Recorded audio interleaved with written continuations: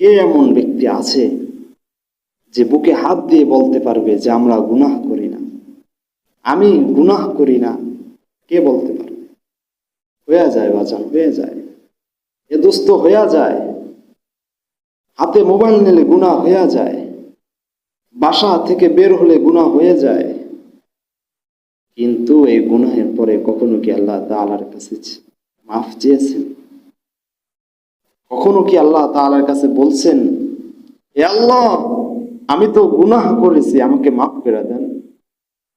হে আল্লাহ, আমি তো তোমার একজন বান্দা, আমি তো গুনাহ করছি, আমাকে ক্ষমা করে দেন।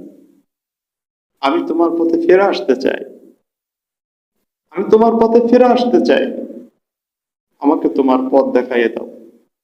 ইহদিনাস সিরাতাল মুস্তাকিমের পথ আমাকে দেখাও। কখনো কি বলছি আমরা আল্লাহ তাআলার কাছে?